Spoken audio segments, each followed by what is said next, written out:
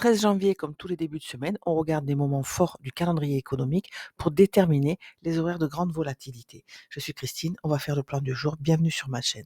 Premier travail, calendrier économique. On va déterminer les horaires de volatilité tout au long de la semaine. Évidemment, ce plan, je le fais sur le DAX, car c'est ce que je trade majoritairement, surtout le matin à l'open. Je vous laisse le faire sur votre actif préféré. Nous avons lundi, aujourd'hui, le calendrier est vide. Par contre, demain, ça commence avec des prix à la production. Donc demain, 14h30, il va y avoir une alerte sur mon calendrier, une alerte sur ma tablette dédiée. Et juste après, je vais attendre de voir quelle liquidité a été prise, quelle liquidité temporelle a réagi avant de rentrer, avant d'avoir un setup. Je trade les annonces, mais de cette façon. Je la laisse partir. Je laisse le moment de l'annonce prendre la liquidité au-dessus et en dessous du prix actuel. Donc, mardi, nous avons les prix à la production, 14h30. Mercredi, pareil. IPC, plus grosse annonce de la semaine, une des 3 plus grosses annonces du mois. Donc, on peut avoir le point le plus haut, le plus bas de la semaine ou le début d'un grand mouvement qui va nous mener en tendance ou alors atteindre les plus hauts. Donc, ça va être le point culminant de la semaine, mercredi, avec l'IPC. Jeudi, évidemment, nous avons les inscriptions au chômage, moins fort, mais qui va aussi nous laisser des setups. Et vendredi, on voit qu'on n'a rien, hein, Europe et Chine. Donc, ce travail est à faire en début de semaine, comme ça on est tranquille pour le reste. On peut se concentrer sur notre day trading. Pourquoi je suis en mensuel? Parce que je suis en début de semaine, je suis lundi, je fais un petit récap.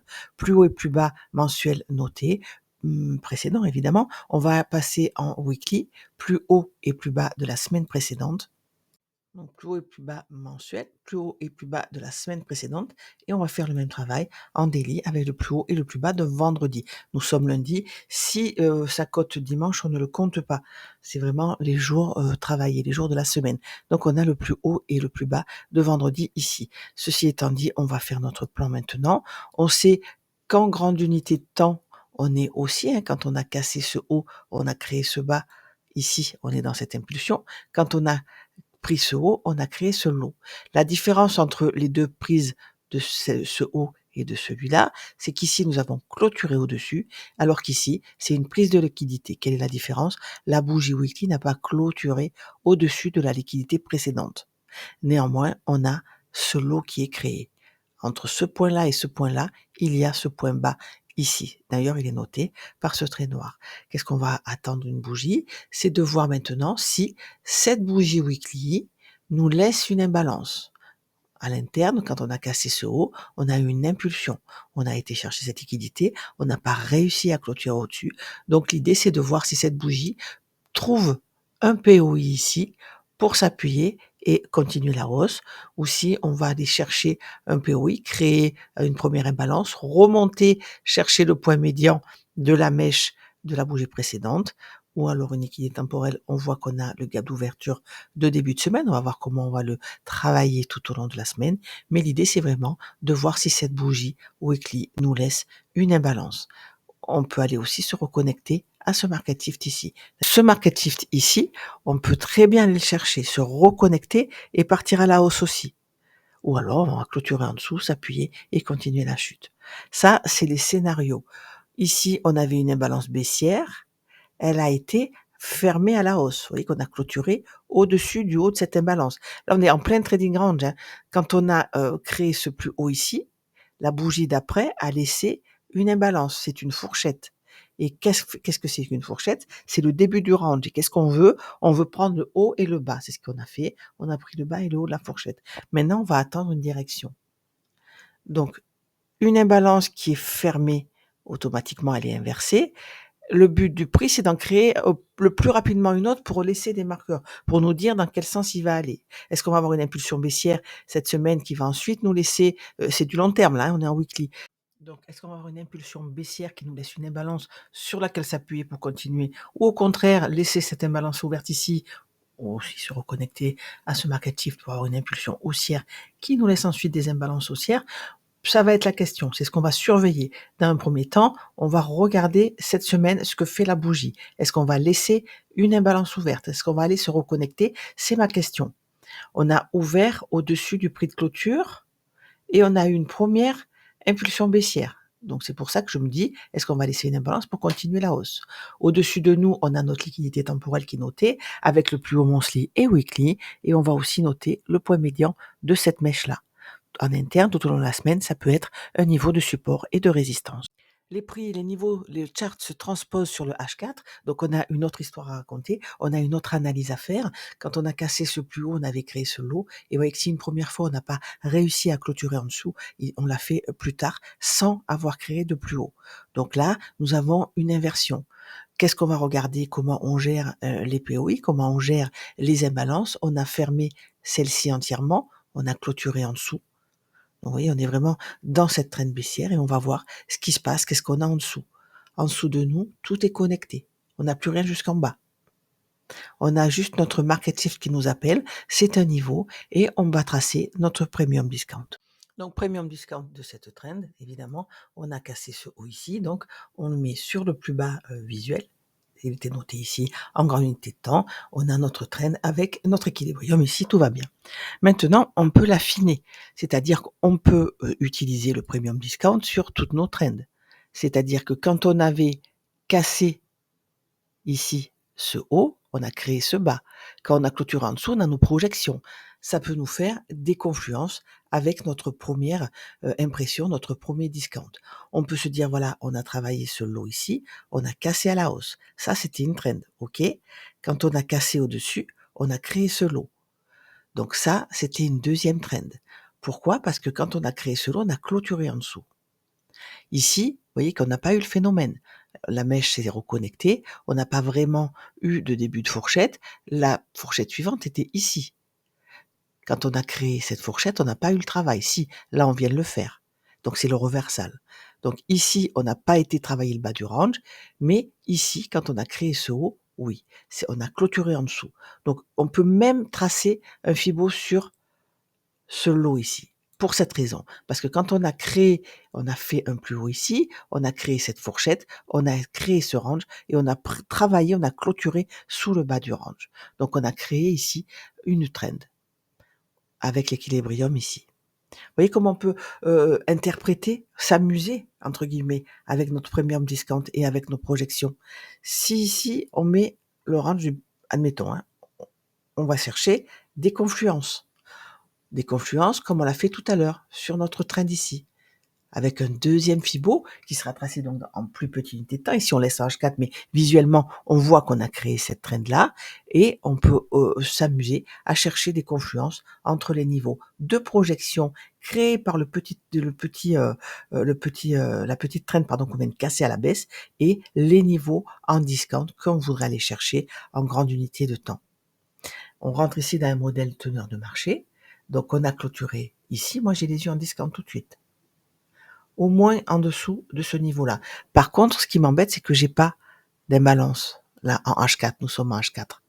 Donc, j'aurais tendance à penser qu'on peut très bien aller chercher le bas de la fourchette. Et regardez, ici, ce sont les niveaux de projection. On a une confluence.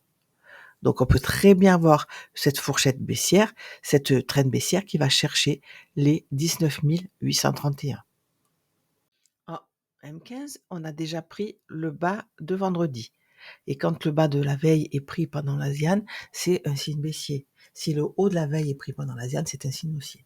C'est pas à 100%, c'est une forte confluence. Et nous, on trade les confluences parce que ça nous donne des statistiques qui sont avec nous.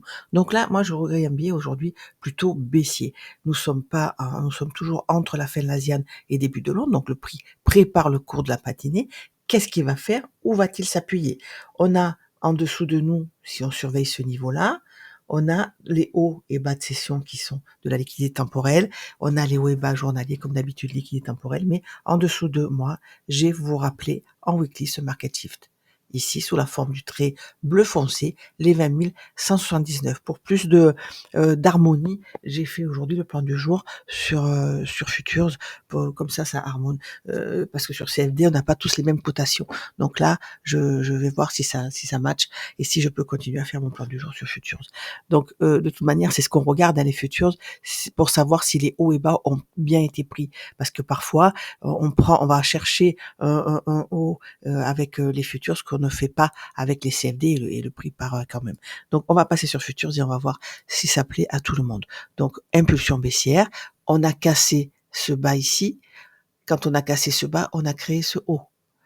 On est dans cette trend-là. On a laissé cette imbalance. Regardez. Hop là. On a laissé cette imbalance. Et ce volume imbalance. Vous voyez comme le prix est remonté le chercher avant de partir. Le prix ne fait que ça.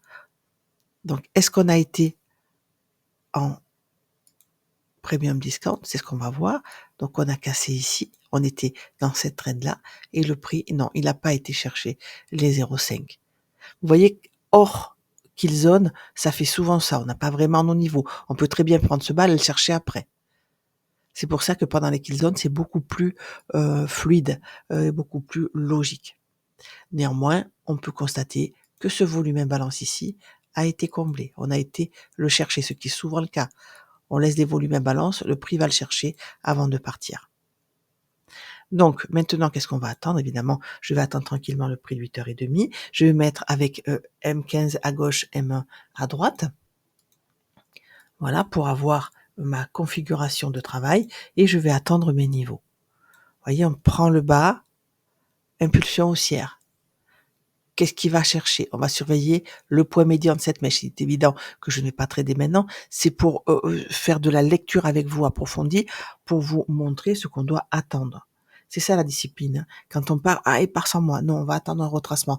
Vers où? Vers un breaker ici, ou vers un volume imbalance ici. On va attendre mes heures de trading. La discipline, c'est ce qui va vous sauver et vous permettre de respecter votre setup. Vraiment. Donc voilà, H4 à gauche, M15 à droite. Avant de vous quitter, on va faire un petit récap. Qu'est-ce que j'attends? Je vous rappelle qu'ici, c'est le market shift et ici, c'est le lot en weekly. Et on va voir si on va se reconnecter à ce market shift avant de partir ou avant de casser à la baisse et de s'appuyer dessus pour chuter, ou si on arrive à prendre une liquidité interne, peut-être en M15. Alors, en M15, qu'est-ce que nous avons? On voit qu'on est ici. Est-ce que sous ce lot ici, H4, on a quelque chose? Donc, on regarde à droite et on est à ce niveau-là. Donc, on a l'Asian Low ici et on a cette petite imbalance ici.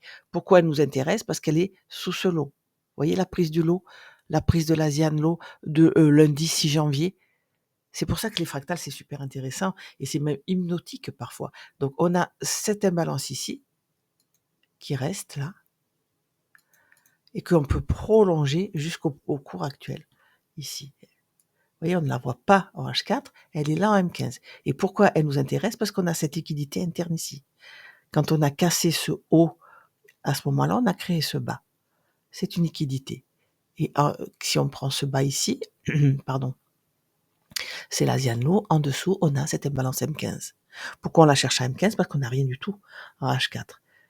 Donc on peut très bien aller s'appuyer ici, remonter en discount, même si au final, le H4 nous donne raison, et puisqu'on a fermé cette imbalance à la baisse, on va chercher le bas.